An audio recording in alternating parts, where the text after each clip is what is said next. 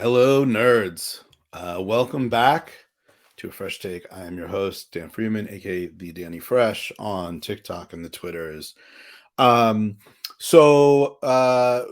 We teased a couple shows back that we were going to get into the show Severance. At that time, we didn't talk too much about it because we wanted to give people a chance to view it and catch up. If you haven't seen it yet, this is not the episode for you. Go watch it, then come back.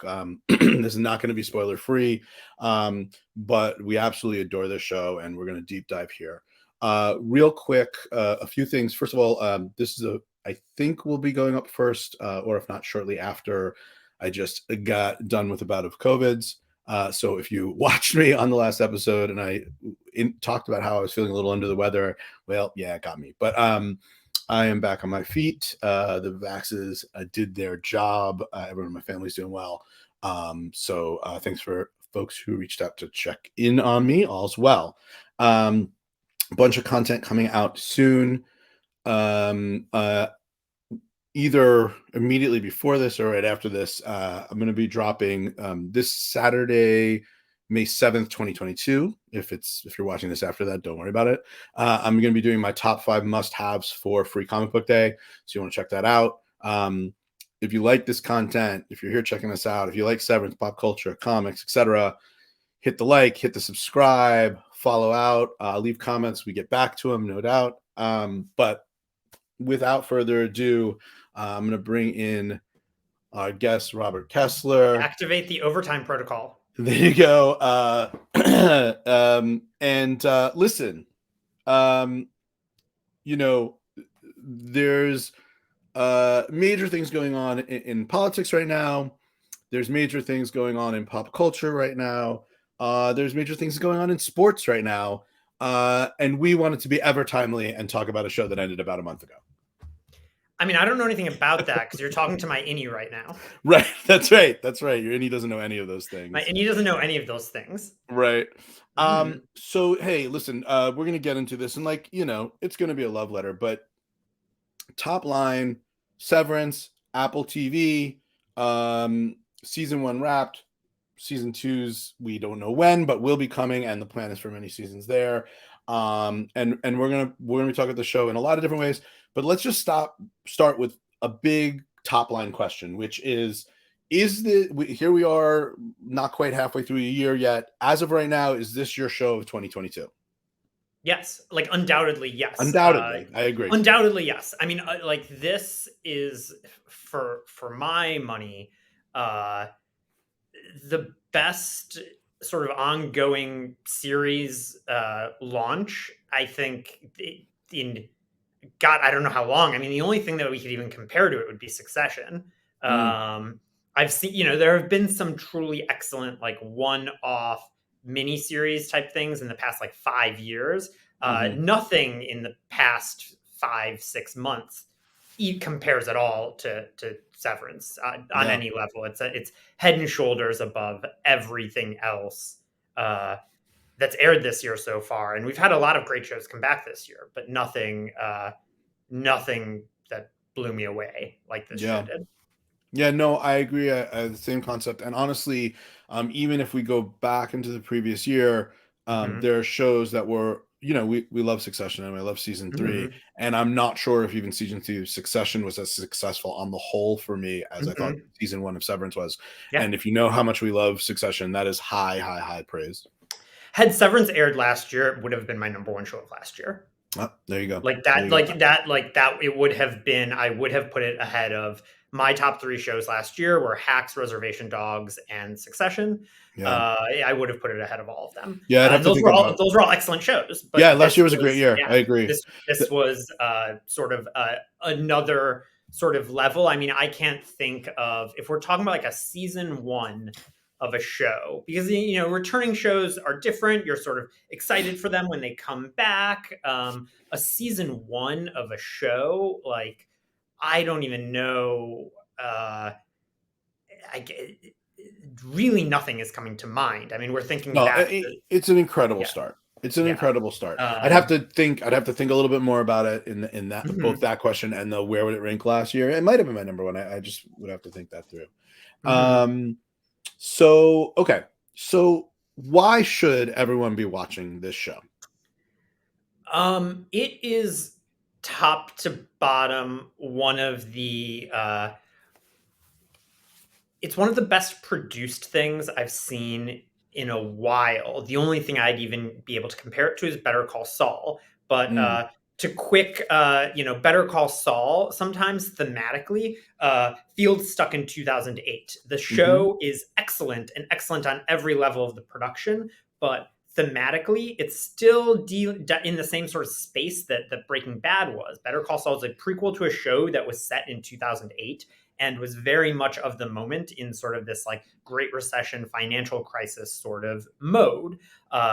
Severance is sort of the most it's the most 2022 show we could It's get. incredibly Thematic 2022. I the agree. thematic crux of the show is of the moment now, and it's just was, and then it was executed at the highest level. It's not, there can be many shows that are completely of the moment that aren't executed at the highest level, but this was one of the best directed shows I've seen of the past few years. One of the best casted, acted, and the storytelling is sort of just phenomenal. One of the best sort of episodic storytelling shows that I've seen in a really long time. The way that like I can run through off the top of my head like episode cliffhangers at each one. They understood how to do episode cliffhangers.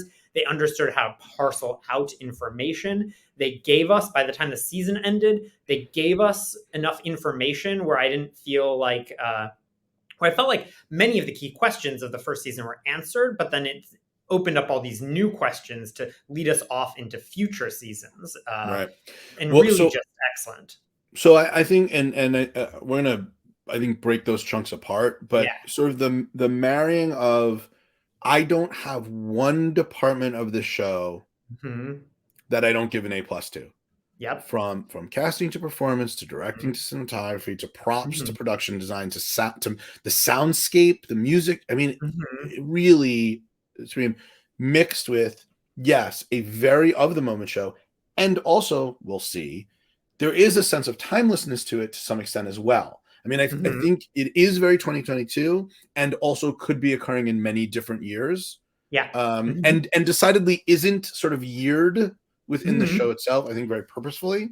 And much of what you just said, it's also like quite inventive. Like you could at some point, if we compare it to say Succession, at some point, like Succession knows how to do what they're doing excellent. It's like, okay, we're gonna go to Italy, we're gonna see them on a boat, and we're gonna spend like all this money. Oh, now we're gonna do these helicopter shots. Where this show, its whole like the vocabulary of how it was shot, the design of those spaces, it's all sort of brand new but also timeless. Like they hit something that, goes back to, Lost was a touchstone for me, and I believe was Twin Peaks a touchstone for you, Yeah, or no? It had elements of that sort of. yes. I mean, Twin Peaks was touchstone less from a. I mean, I know there's people who like swear at the temple of Twin Peaks. That's not my relationship to it.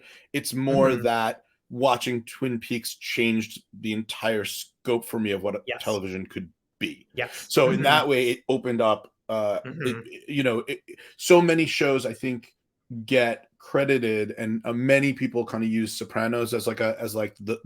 the way crest breaking, and I get that, Yeah. as entering kind of this era of TV, but those Hmm. shows don't exist, I don't think, without Twin Peaks. So, Yes. Hmm. so in that extent, but the sort of, now Twin Peaks was weirder, Hmm. but what how the way that Severance does call back to me to Twin Peaks is, Hmm. Severance has plenty weird in it, Yeah. and we're gonna get into some of the weird, but the Hmm. weird feels earned within its own world, which is Hmm. really hard. You to Yeah. pull it off, you have to be executing and crafting at such a high level Hmm. to have that carry through, and it does.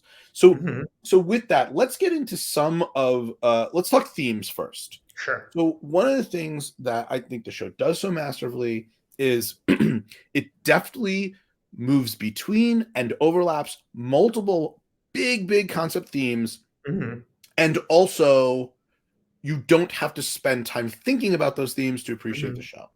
Yeah. So I'm gonna list just some off the top of my head, or not. You know, Sure. we've talked about these, but some of the ones Yeah. that I think are themes, and you tell me what resonates with you and dive in on any of them. Yeah. There's topics of capitalist structures and capitalist criticism and the religious like devotion to those. Yeah. There's concepts of organized religion. There's concepts of autonomy, how one defines oneself, how we process pain and what we're willing to do to process pain, the corruption of power, and then just religious concepts: purgatory, hell, Yeah. devotion, Christianity, Scientology. I mean, all over the place. So, Yeah. what of those resonated most with you, or is it how they came together? Something you Have at touched it. upon, the thematic crux that like I think a lot about that like worked a lot for me is this idea of sort of like how do we become a complete person? And you know, like for so long I spent a lot of time thinking about like, oh, how do you be a good person or bad person? But what's more interesting is how we become a complete person. And that thematic question is sort of baked into the plot and the mythology of this show. And also, it's a question that these characters are trying to answer on a very literal level. And, you know, if as the show goes on, I suspect that some of the characters might seek out a way to merge their innie and outie selves to become sort of like one Ben. Or I'm sorry, That's one. interesting. I just said Ben. No, One, I know what you mean. one Mark Right. or one Dylan. And so it's like a key mystery of the show is how possible is that actually with the technology they have in the show. We saw with PD that some element of it is possible, but we also saw that destroyed him.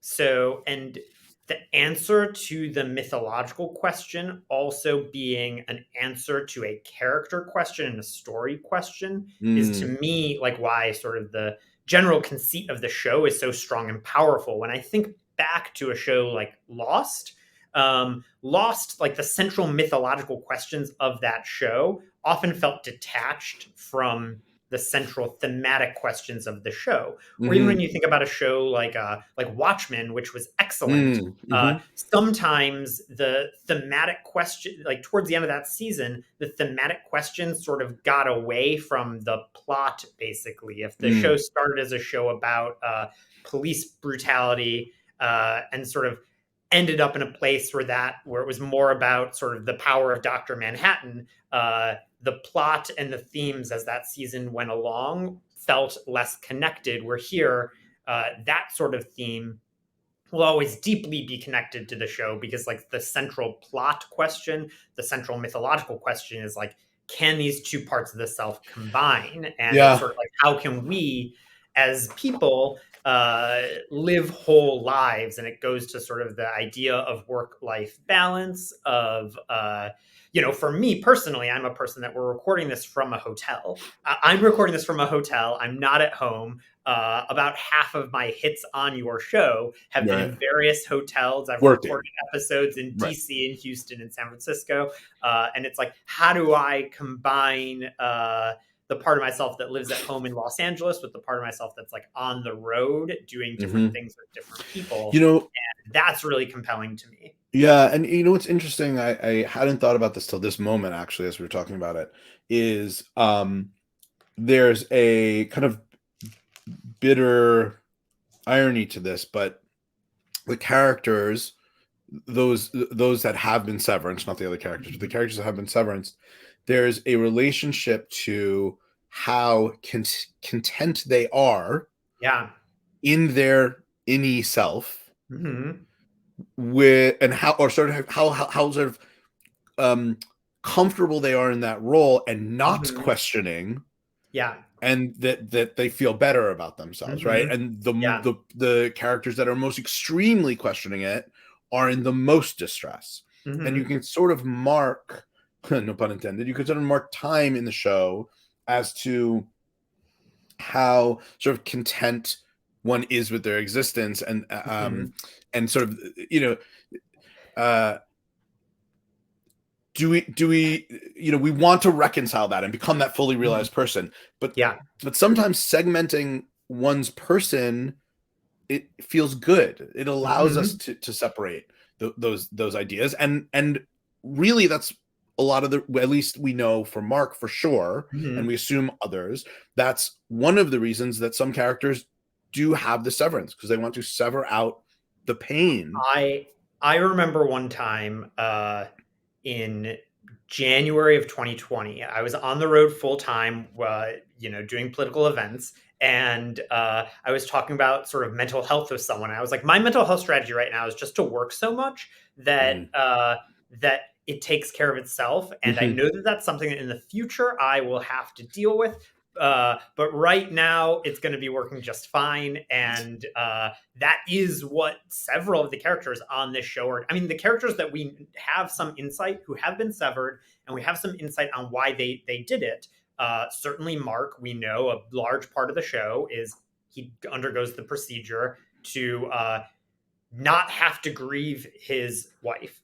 And the implication with the Irving character, I think, at least in the finale, my implication with him is that he is struggling with PTSD. And I don't want to cut that off too much, but I have that's actually one of the things I feel least clear about. So I want to talk about Irv outside in a little bit. But two things. One is to finish that point, and it's Petey as the one character who did recombine it, and it literally kills him. It killed him.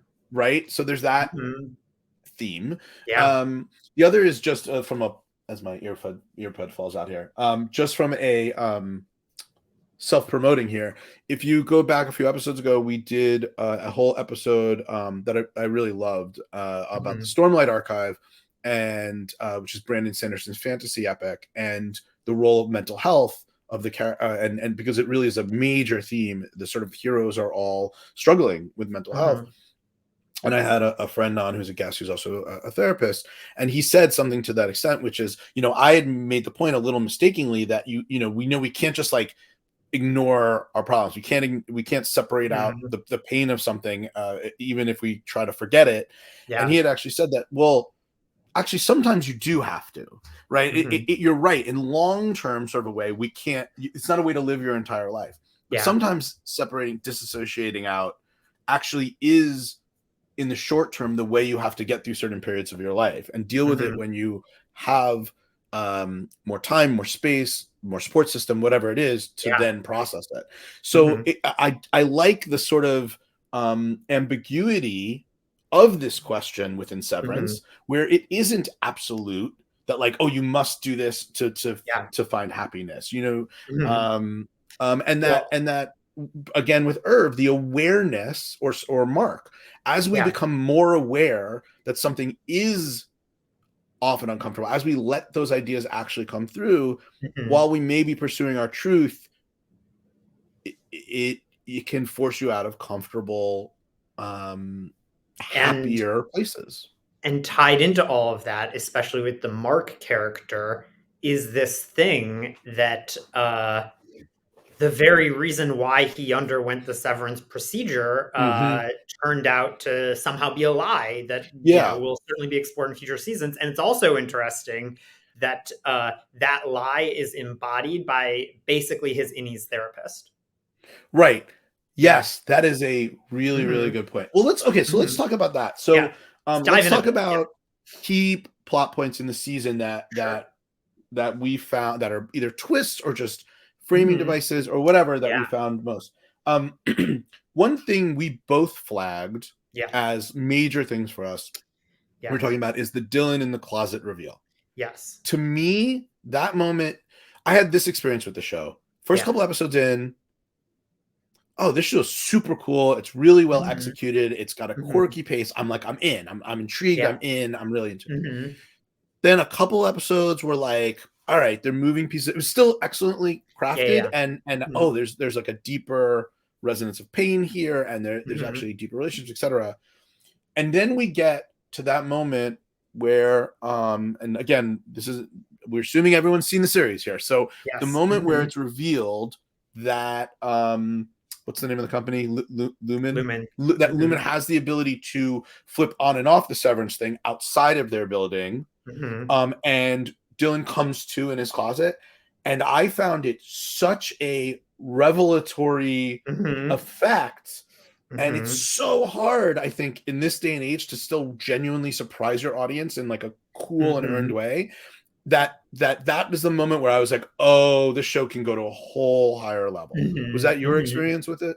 Yeah. I mean, that was one of the the key touchstones of the entire season. I don't know if we're gonna a bit later in the show run through all the characters, but that's a moment. Like Zach Cherry is an actor that we've seen. Well, you know what? Let's talk about this cast. Let's talk about the cast. Let's do that right now. So because he's an actor that we've seen pop up in a number of things before. He had that great episode of Succession where him and Roman are doing their thing. I thought he was going to become like a more important character in that show. I sure did.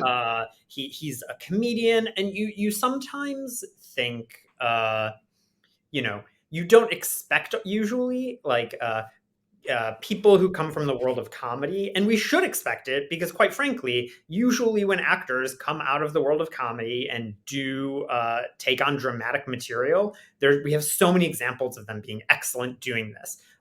It's much harder going the other way usually.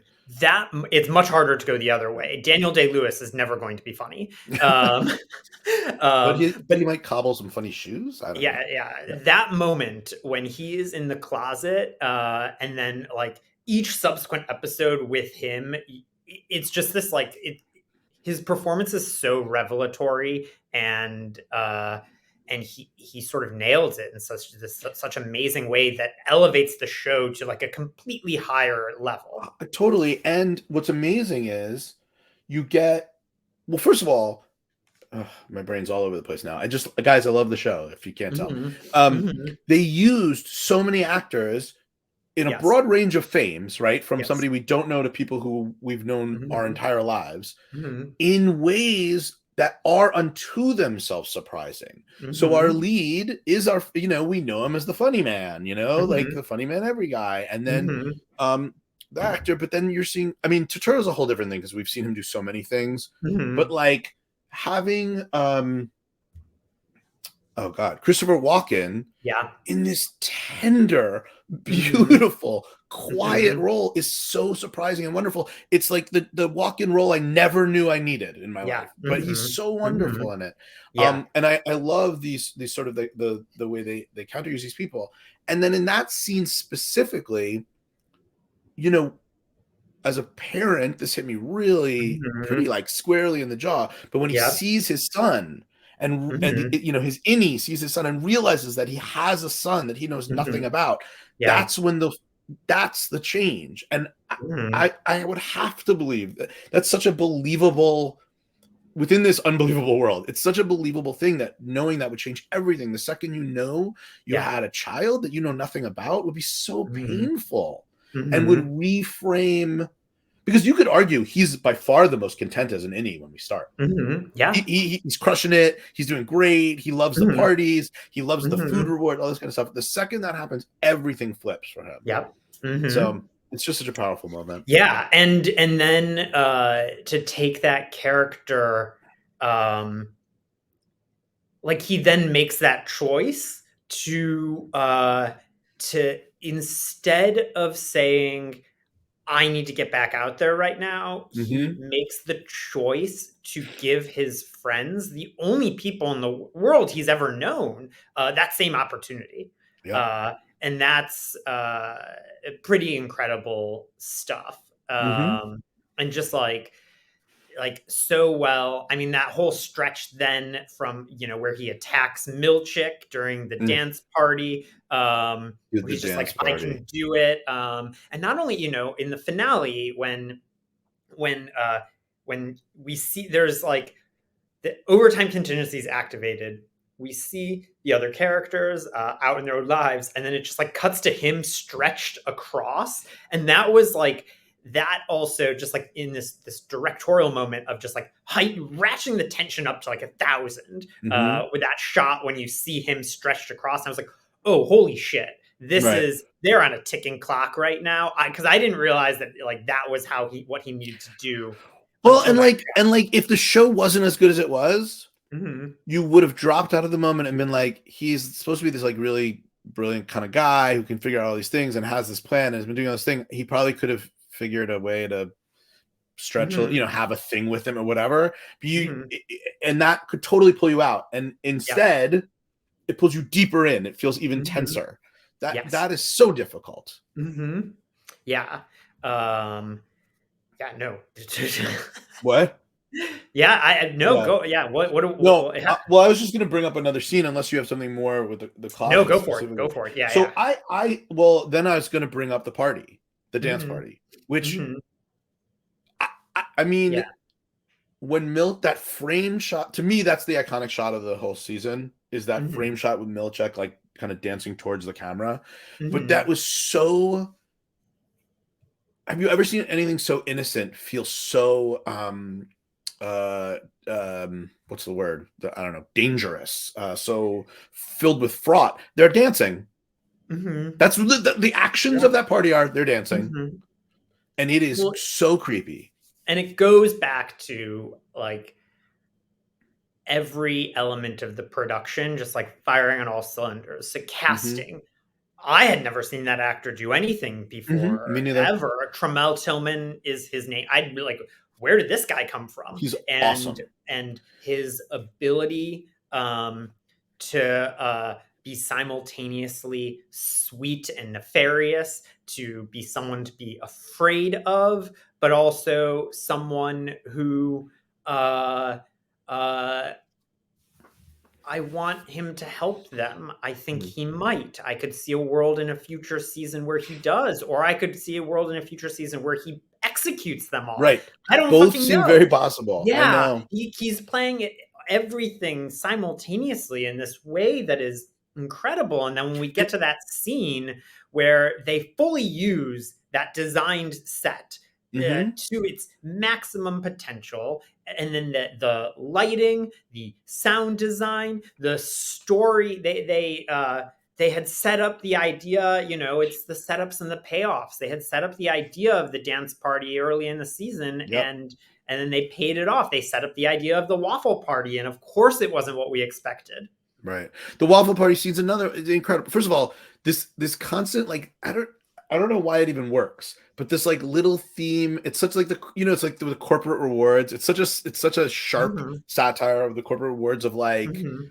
no, we're not going to give you a raise or like a day off or whatever. We're going to give you this mug with our brand on it or whatever. Yep. It's the same idea that Mhm. they were running with these food parties that are both like ridiculous and also like really sought after, right? Mhm. They're like, Yeah, oh well, yeah, and it's no, all it's just, no like, joke. Like, heightened when you remember that this is, like, all these people know. it's all they know. It's all they know. But is the implication with the waffle parties that it's an opportunity for the innie to sleep?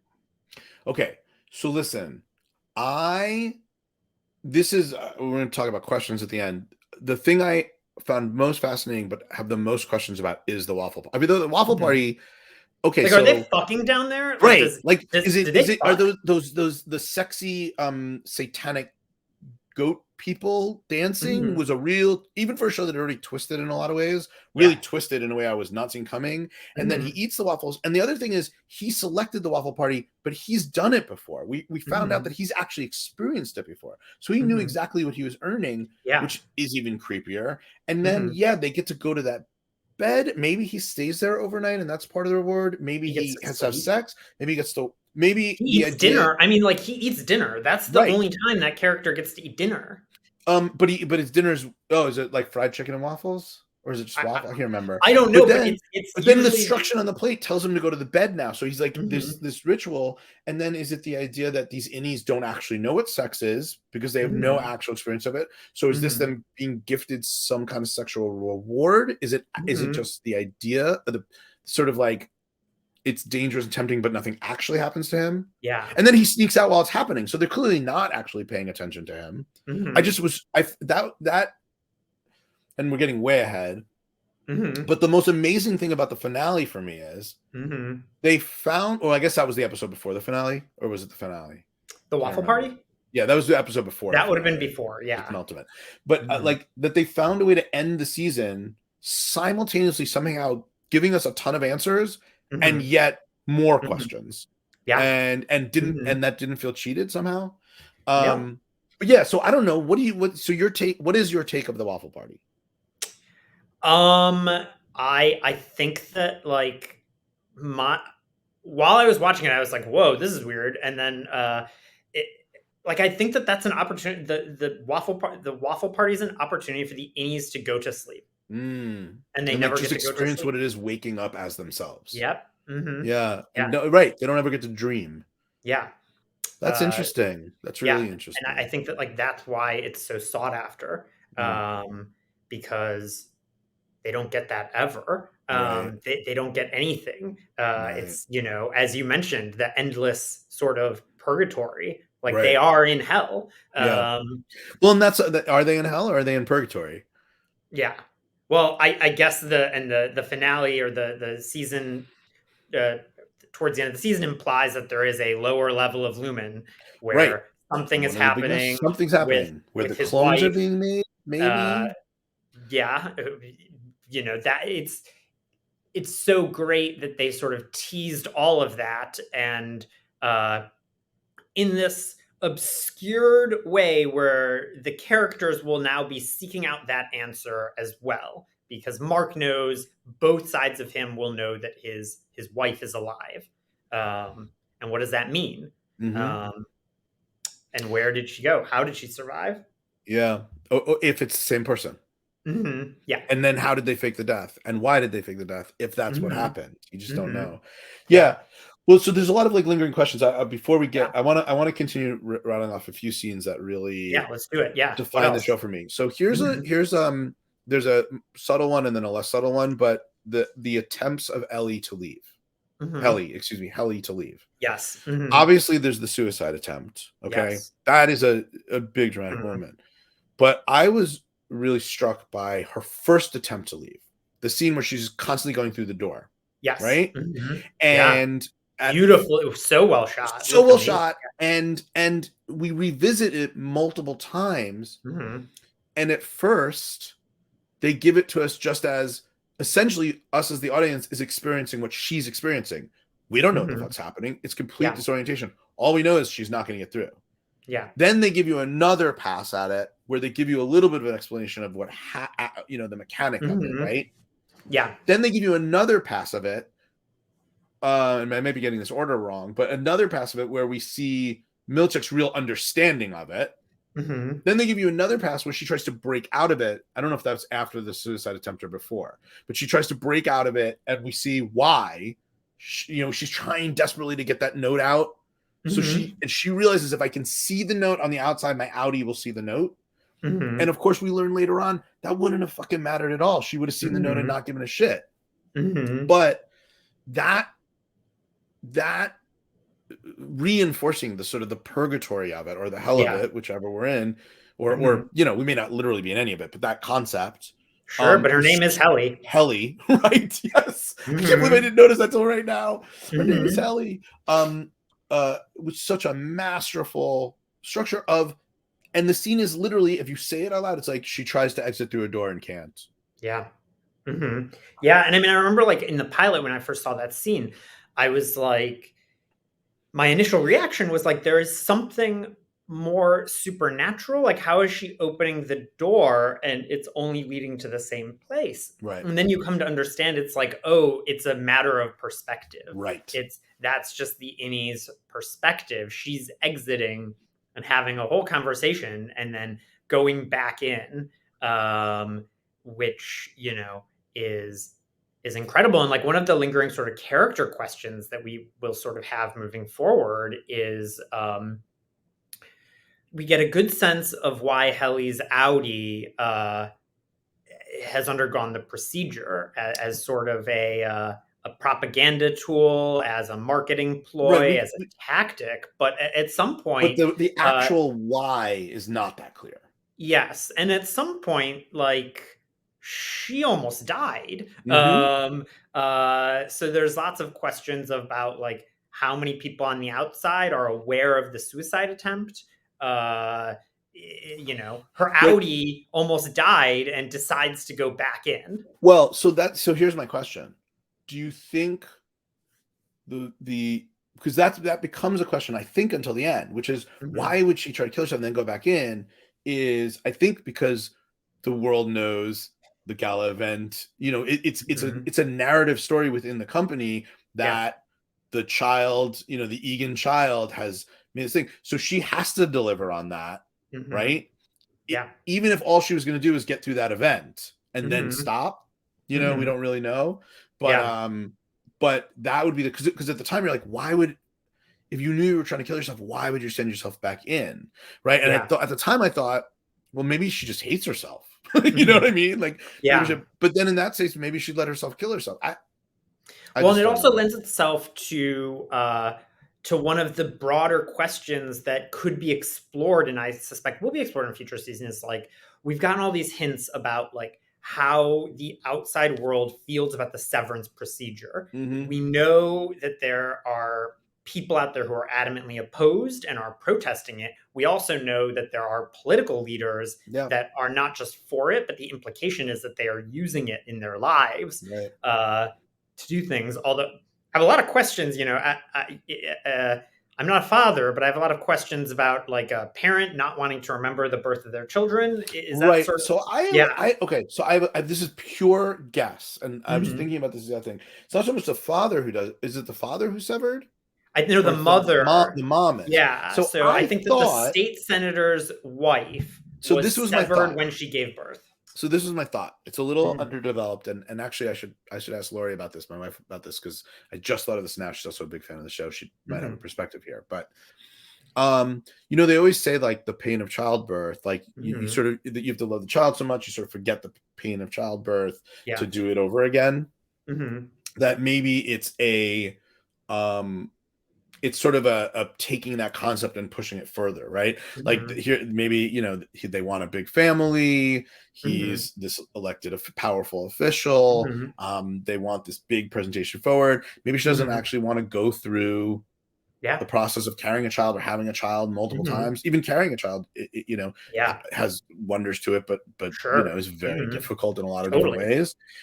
What if you got to just forget that entire process? So I kind of thought it maybe had something to do with that. The idea of not, because I think it's certainly an avenue the show's going to explore what severance means to the outside world and what the company is sort of doing. I think that the intersection of sort of large corporations and politics is something that the show is pointing a direction towards. I also think it's pointing a direction to large corporations and politicians and religious fanaticism.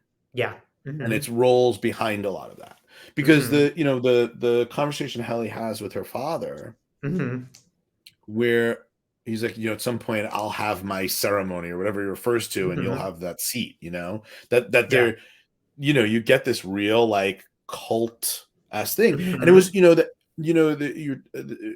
we're talking about the hell, the purgatory, the capitalist structure that is this current economic environment we're in, its own form of purgatory, with whatever.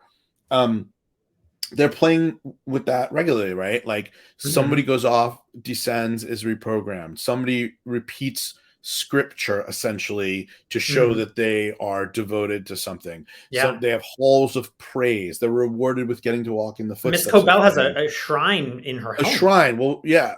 Miss Cobell's but which leads me to another scene, though the Miss Cobell shrine scene we should talk about too, but leads me to another scene, which is the goat room. Which is another moment of like, wait, what? And like goats have satanic connection of concepts. Animal slaughtering has religious rituals, certainly in every Abrahamic traditions, but also like going back further than that, pagan rituals, etc. So they and you talked about that. I was struck when you said sort of like the supernatural aspect of the hallway. They do keep like, well, maybe something supernatural is going on here, and then they pull away from it, and they go, well, maybe supernatural is here, and then they pull away. I don't know if we'll ever get like a conclusive thing on that, but they're certainly like flirting with it.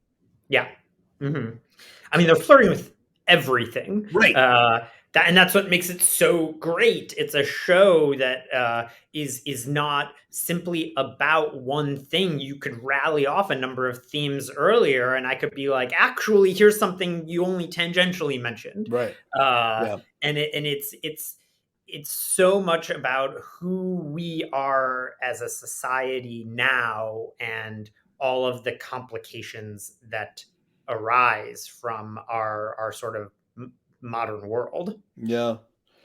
What's I had two more like scene Yeah. plot things I wanted to discuss, and then I want to Mhm. get into some questions.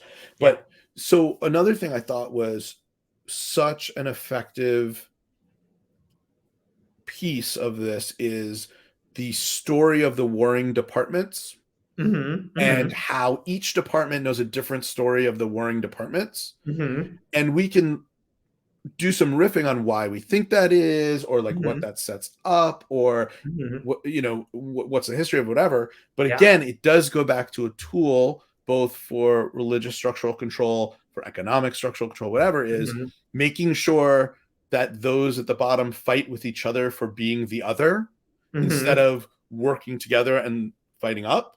Yeah. I Mhm. mean, that is a core anti-capitalistic Mhm. structural understanding of how racism Yeah. and classism, etc., the isms are used to divide us, and Mhm. the terrifying story of the other, Yeah. and they do it here both for comedic effect, Mhm. for plot device, and even in this like kind of elegant, because it's paintings and art Yeah. that tells our story, depicts our story. Mhm. That is very religious history-ish, Mhm. right? The the Mhm. the, the paintings of the people telling this that tell the story tell the um religious historical story of peoples. Mhm. Yeah, and these only know what some other any told them, or what someone they work with Right. told them. I mean, it's,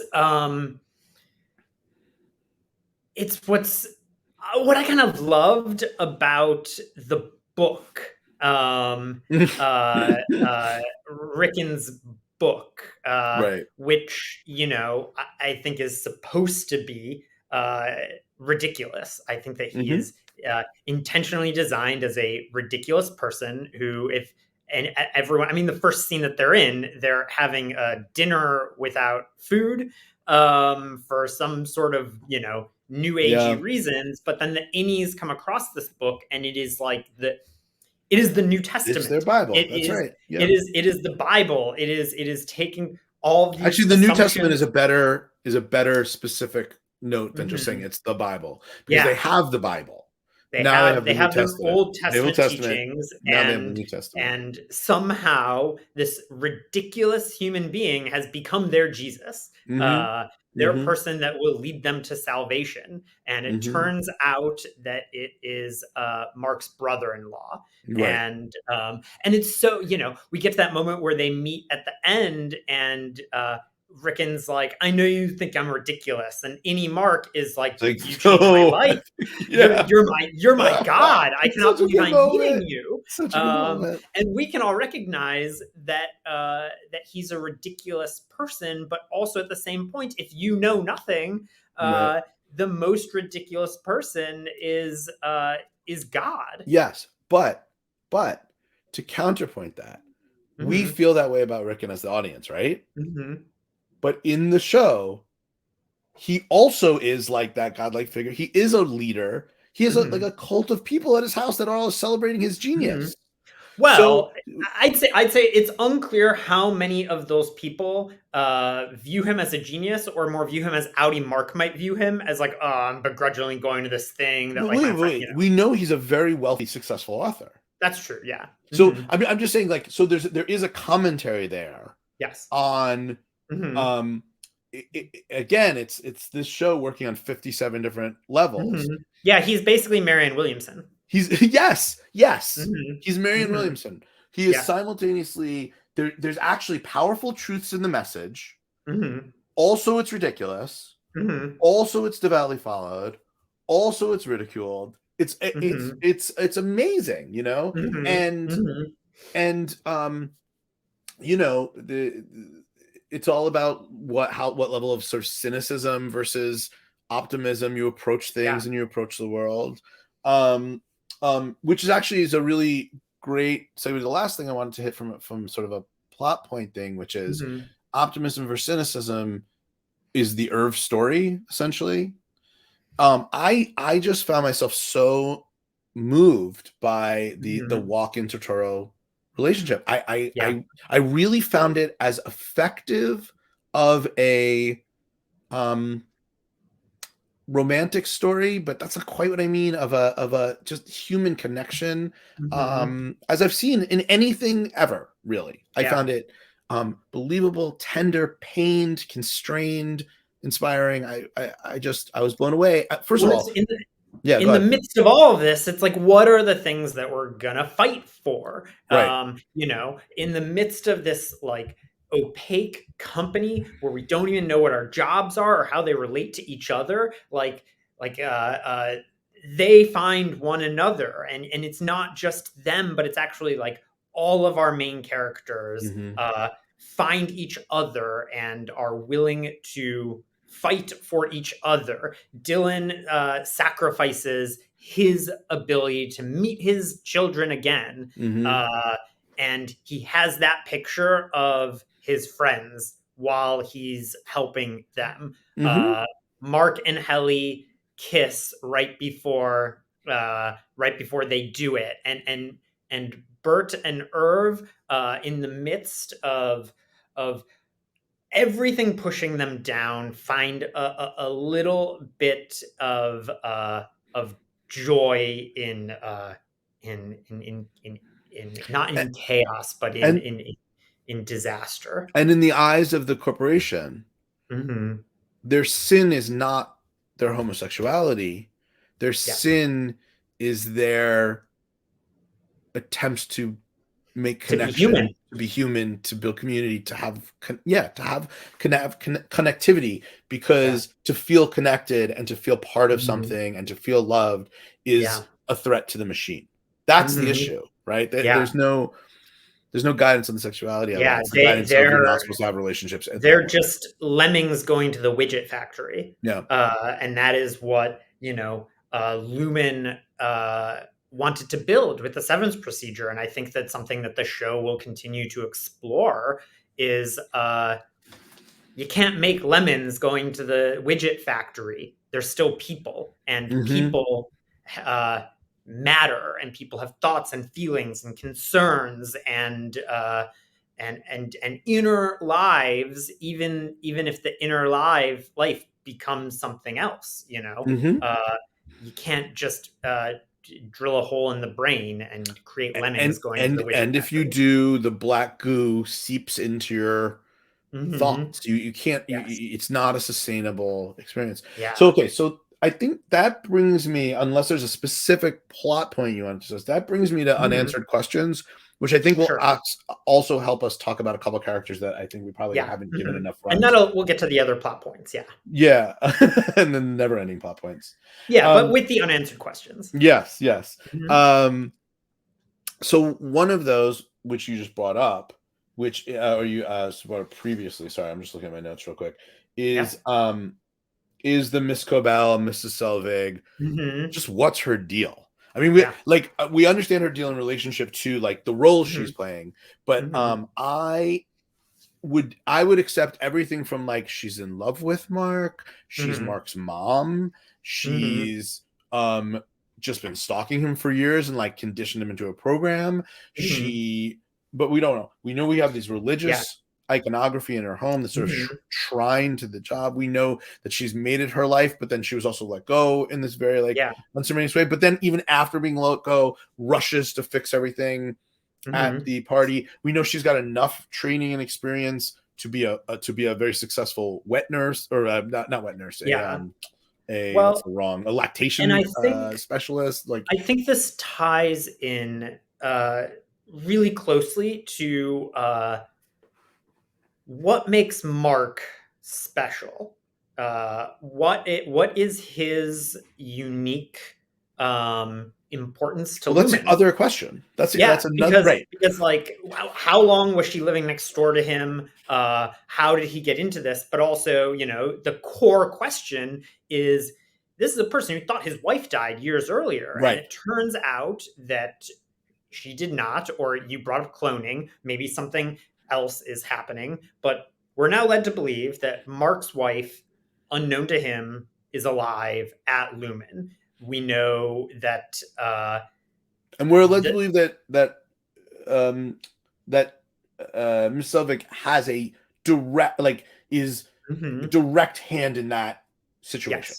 Yes. And she's also living next door to him. It doesn't seem like every Severed employee has a supervisor. has a supervisor watching over them in their regular life. So what is it about Mark specifically that in his life before he ever got severed that has him under Lumen's thumb already? Why did they, you know, his wife died in a car accident. So yeah, my suspicion already becomes like the car accident was faked to get her. They faked her death, and now she's been inside Lumen for years. For what purpose? Why her? Why them? And that will tie into what Miss Cobell is doing. Right, but it's also implied that she knows when she's not in there that she goes up for she's there for very short periods of time. Otherwise, she essentially lives in this like down below dungeon, not having any idea like what she's doing with her life, right? Yeah. Well, and we should say could there be an innie inside the innie? There could be anything. Like all things are on the table. Yeah, is the version of her on the lowest level, on the lower level, is that the version of her that remembers her marriage to Mark? Yeah. I think it's implied it is. I think it's implied that it is.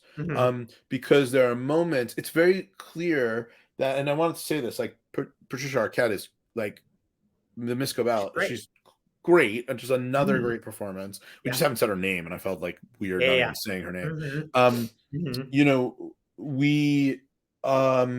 it is she wants them to do one final session, if you remember, therapy session. Yeah. And it's like as she's literally daring the severance, she's daring the limits of the severance operation. Yeah, she wants to see. And at first he's doing one more session, and Melichuk goes, "You sure you want to do another one?" And at that point, we don't know. I had started guessing at that point, but there's no reason specifically to think that there's any special connection between the two of them. We think she's just torturing Mark essentially, but she's daring them to remember each other, and you get the sense that they do on some subconscious level in that moment. So that's why I thought the woman there's the scene of both of them passing each other on the way to the break room where they're very close together, and you know, it's the show is also saying something about love. And I think that that's, you know, going to be a key thing that the show continues to explore, given that like the core question, the end of this season setup leading into next season is what's the, you know, season ends on him yelling she's alive. Yeah. Can I give you do you want to do predictions, or are we too far? Yeah, let's do it. Let's do some predictions. Yeah. So I think, and this could be both kind of brilliant and very unsatisfying, I think it's very easy to unring every bell that we ended with. Outside of, I'm not sure how they exactly want to do the heli thing, but like they could go a lot of different ways. But I think the she's alive moment, when he snaps out of it, what his sister will think is he's like essentially celebrating that they found the baby. Because they thought the baby was with Miss Cobell. And so it dismisses that thing, because remember, nobody else knows that he's referring to the wife. Would have any reason even to consider that's who he was referring to. And he's not going to have any reason, even when they tell him he's alive, they'll just tell him the baby. Now he's still going to remember the fact that because he told his sister the whole story, right? So she's going to know about the personalities and the switching and all that stuff. So that's still plot to move forward. But that specific discovery about the wife, I think, disappears. I think it'll go away. Maybe. That's my prediction. I don't think this is the type of show that walks things back. I think that there's so much territory to move forward with. We'll see. I think when Irv wakes up at at is it Bert's door? Yeah. Because remember, he wrote on that paper, and this is another question I had for you, is, Irv had clearly tried to reach a number of different people. He had a map and the names and everything. Yep. So he's been there before. So I could see Bert saying to Irv, because they've met before, but not knowing their relationship as innies, saying like, look, I've already talked to you. I don't want to get involved, whatever it is. And it gets dismissed. And Totoro doesn't even know why he's at that door. You know what I mean? So maybe. I think walking stuff, maybe, but I think it'll be, they've set it up to fairly easily unring the bell is all I'm saying. Yeah. I hope they don't. I think that there's a lot of fruitful story area moving forward. I think that, I don't think this is a show that's going to run for 100 episodes. It's interesting. We'll see. I think that the Apple of it all is super compelling. It seems like somebody pulled a fast one on somebody. You mean AppleTv? That Apple the company is the place for this show. AppleTv is producing this show, and Lumen is an Apple-like corporation that has its fingers spread throughout society. I think that's just lack of self-awareness. I don't think they realize what they had at all. Yeah, I don't think that. I don't even think, Yeah. What do we have anything else real quick? I feel like we're reaching the end. I think we just gotta say. What else did you have? No, you go. Go. Just with like the direction and a few other names. I mean, like Dan Erickson created the show. I think that he like this, as far as I can tell, is his first writing credits on TV. Just like an ingenious concept that he came up with. The direction, both Ben Stiller and I don't know how you pronounce her name. Iof McArdle. She's Irish. But like the season finale was one of the tensest things I have ever watched. We're talking since like Breaking Bad. One of the most edge of your seat thrillers. I mean, like Ben Stiller out of nowhere, but not out of nowhere. He's been around my entire life. One of the best working directors we have right now. I cannot stress enough how excellent the finale was. The finale, we shouldn't gloss over Ben Stiller. It's masterful. The writing, the writing is again masterful. Yeah. The production design, the set design. I was even thinking like, one of the brilliances is like everything's so dark and drab when they're not inside the building, and then everything's so like bright and well lit. Yeah.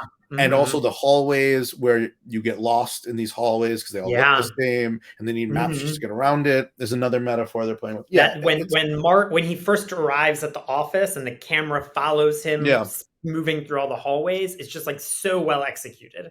And it could be like it could be indulgent if it wasn't that it's actually moving. It's actually giving you orientation to the disorientation of the story. Yeah. So usually we're wrapping up about, actually, I think I brought up some questions and I just said them as questions, but literally what do you think is like, do you have a theory on Miss Cobell and like what's going on there? No. No theory. Okay. I'll throw things at you. What's up with the doctor, our doctor, who's the one who performed the Severances originally? Who is now essentially the underground resistance. When last we saw her, she clubbed a dude to death. Threw the security thing in Mark's pocket and said, "I'll be in touch." And then we didn't see her again. She'll be in touch. So do you have any thoughts on where that's going? Or she's still out there. I mean, I think that she, represents a type of person that becomes disillusioned with what their corporate overlords were doing and had a change of heart and is happy to kill people though. Yeah, well, I think that if you understand what the innies are going through, it might take you to that place. And especially, it's not like she killed a random person. No. She killed a person she knew was up to some bad. But she knew what to do. She was like, "I've got it. Take off your shirt. Do that." I mean, it's like she really was like an experienced freedom fighter or something. But I still think there was a real menace in that scene. So even if like she's on the side of good or whatever, I do think we could find that there is a greater resistance to Lumen out there that is doing greater work. Mark has maybe just taken his first steps into a greater world.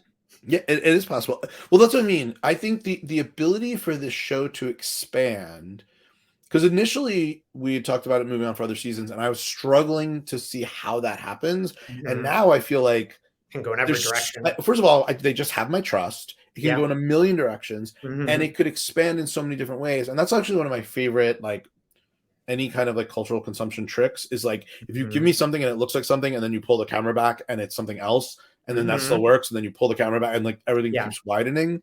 Yeah. Um, you Well, the know, show can both go deeper into Lumen, mhm. deeper into what they're doing down there, but it can also like expand the scope wildly to what's happening outside Lumen and how the greater world feels about Lumen, what Lumen actually does in the greater world. We've already got this political stuff happening. There's just so many ways that the story can expand. We could have God devil stuff. I mean, it really could go that wide. And we still know so little about some of our main characters. We Yeah, don't know anything about no, Dylan's Audi. We know very little about no, very Irving's little. Audi. We know very little What's the about door? He's Kelly. painting the door. We know that that door is the place that the therapist goes to, Mhm, right? So does that mean that Irv used to work there, or came from there? He's been down there. Why does he mhm, know about it? Why does it haunt his mhm, every mhm. moment, walking To moment? me, You the know, implication is that uh, the severance procedure does not sever the two parts of the self as much as